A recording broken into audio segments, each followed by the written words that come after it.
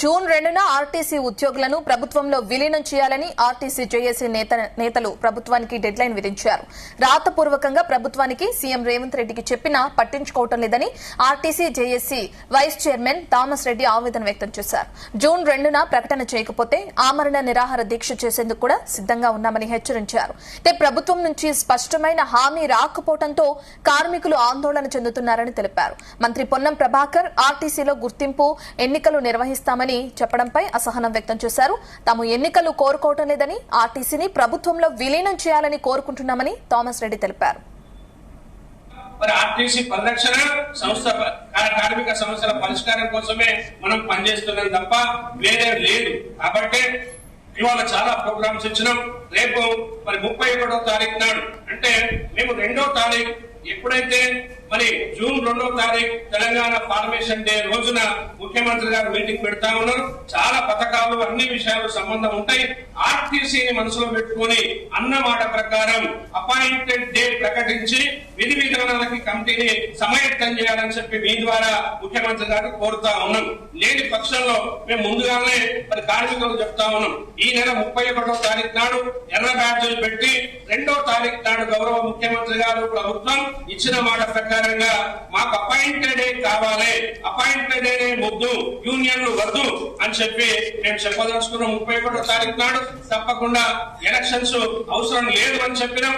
దానికి కట్టుబడి మేము జేఏసీగా ఉన్నాం. కాబట్టి ముఖ్యమంత్రి గారు ఆ విధంగా చర్య తీసుకోవాలని చెప్పి అపార గౌరవం నమ్మకంతో ఉన్నాం. కానీ 2వ తారీఖు నాడు అటువంటి పరిస్థితి రాకపోతే ఆ జేఏసీగా మేమంతా నిర్ణయం తీసుకుంటాం.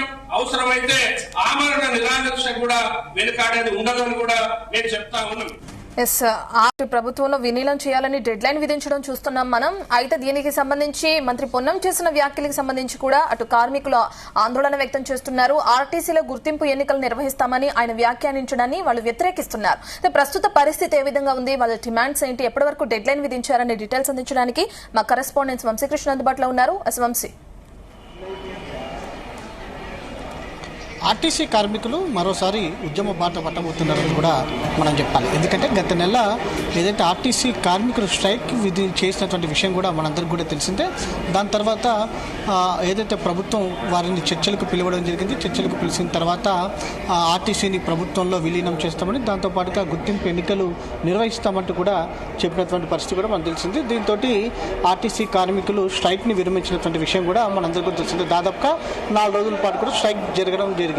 తదుపరి ఈ నెల వచ్చేటప్పటికి కూడా చూస్తే మాత్రం ప్రభుత్వం నుంచి ఆర్టీసీలో ఏదైతే ప్రభుత్వంలో ఆర్టీసీ విలీనానికి సంబంధించి తమకు ఇంకా అపాయింటెడ్ డేకి సంబంధించి కూడా ప్రభుత్వం క్లారిటీ ఇవ్వలేదని, ఈ అంశం పైన తాము ఆందోళన చెందుతున్నామంటూ కూడా ఆర్టీసీ కార్మికులు చెప్తున్నటువంటి పరిస్థితి మనకు చాలా స్పష్టంగా కనిపిస్తూ ఉంది. ఈ సందర్భంగా వారు ఈరోజు మీడియా సమావేశాన్ని ఏర్పాటు చేసి వారి యొక్క భవిష్యత్ కార్యాచరణను ప్రకటన చేయడం జరిగింది.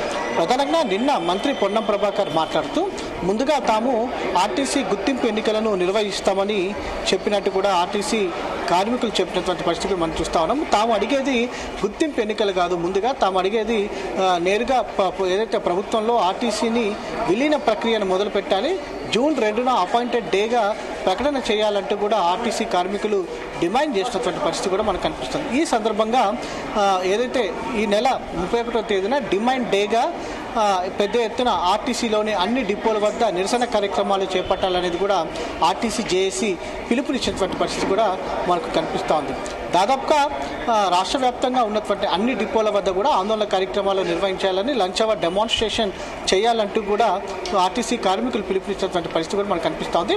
ప్రధానంగా ఆర్టీసీ జేఏసీ కావచ్చు, ఆర్టీసీ కార్మికులు నాయకులు చెప్తున్నటువంటి విషయాల పరంగా చూస్తే మాత్రం ప్రభుత్వం ఇప్పటి వరకు ఎందుకు అపాయింటెడ్ డేని ప్రకటన చేయడం లేదు, కేవలం గుర్తింపు ఎన్నికల గురించి ఎందుకు మాట్లాడుతుందంటూ కూడా ఆర్టీసీ కార్మికులు ఆందోళన వ్యక్తం చేస్తూ ఉన్నారు. ప్రధానంగా తాము చేసిందే ప్రభుత్వంలో ఆర్టీసీని విలీనం చేయాలని తాము స్ట్రైక్ నిర్వహించామని, ఒకరు బలిదానం చేసుకున్నారు, మరికొంతమంది ఆత్మహత్య ప్రయత్నం చేసినా కూడా ప్రభుత్వం ఎందుకు కనికరించడం లేదు ఆర్టీసీ కార్మికుల పైన అంటూ కూడా అటు ఏదైతే ఆర్టీసీ కార్మికులు చెప్తున్నటువంటి పరిస్థితి కూడా మనం చూస్తా ఉన్నాం. కేవలం చర్చలకైనా ఈ అంశాలన్నీ కూడా పరిమితం చేస్తున్నారా అంటూ కూడా ఆర్టీసీ కార్మికులు ఆందోళన చెందుతున్నటువంటి పరిస్థితి కూడా మనకు కనిపిస్తుంది. ప్రభుత్వం ప్రభుత్వం కనుక జూన్ 2ని అపాయింటెడ్ డేట్గా ప్రకటన చేయకపోతే తాము మరోసారి తీవ్రమైనటువంటి ఆందోళనకు సిద్ధమవుతామని, అవసరమైతే ఆమరణ నిరాహార దీక్షకు దిగుతామంటూ కూడా ఆర్టీసీ జేఏసీ నాయకులు హెచ్చరికలను జారీ చేసినటువంటి సందర్భం కూడా మనకు కనిపిస్తూ ఉంది. ప్రధానంగా మంత్రి పొన్నం ప్రభాకర్ చేసినటువంటి వ్యాఖ్యలు మాత్రం తమను తీవ్ర ఆందోళనకు గురి చేస్తుందంటూ కూడా ఆర్టీసీ కార్మికులు చెప్తా ఉన్నారు. ప్రజెంట్ ఈ ఆర్టీసీకి సంబంధించి అనేక అంశాలను కూడా గతంలో స్ట్రైక్ నిర్వహించినప్పుడు వారు తెలపడం జరిగింది.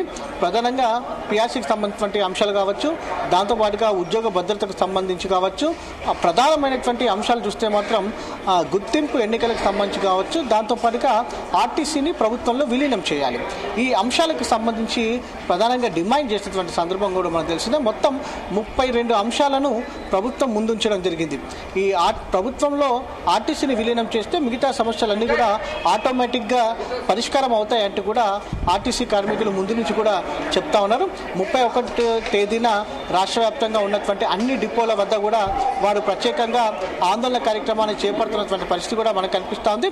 నల్ల బ్యాడ్జీలు ధరించి పూర్తి స్థాయిలో ఏదైతే నిరసన కార్యక్రమాలు చేపట్టాలనేది కూడా నిర్ణయించినటువంటి సందర్భం కూడా మనకు చాలా స్పష్టంగా కనిపిస్తోంది. ఇప్పటికే దీనికి సంబంధించినటువంటి ఏర్పాట్లన్నీ కూడా చేసుకుంటా ఉన్నారు. ఇప్పటికే కార్మిక సంఘాలతో కావచ్చు, కార్మికులతో కూడా పెద్ద ఎత్తున కార్మిక నాయకులు, ఆర్టీసీ సంఘాలు పెద్ద ఎత్తున సమావేశాలు ఏర్పాటు చేసినటువంటి సందర్భం కూడా మనకు కనిపిస్తోంది.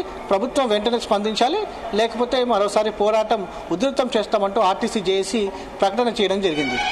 వంశీ, ఇంతకు ముందు కొన్ని బలిదానాలు చేయడం కూడా మనం చూసాం. ఇదే ఇష్యూ లాస్ట్ టైం వచ్చినప్పుడు అప్పుడు ప్రభుత్వం చర్చలు జరిపి వీళ్ళని సముదాయించిన తీరును కూడా చూసాం. ఇప్పుడు మళ్ళీ నిరాహార దీక్ష అంటున్నారు. మరి ప్రభుత్వం నుంచి ఎటువంటి చర్యలు ఉంటాయనుకోవచ్చు? ఇప్పటివరకు ఎవరైనా స్పందించారా వీళ్ళు డిమాండ్లకు సంబంధించి?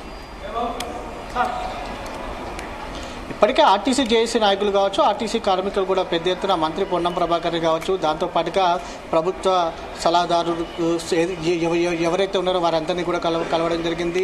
ఆర్టీసీ ఉన్నతాధికారులను కలవడం జరిగింది. దాంతోపాటుగా ఎంపీ వేం నరేందర్ రెడ్డిని కూడా కలవడం జరిగింది.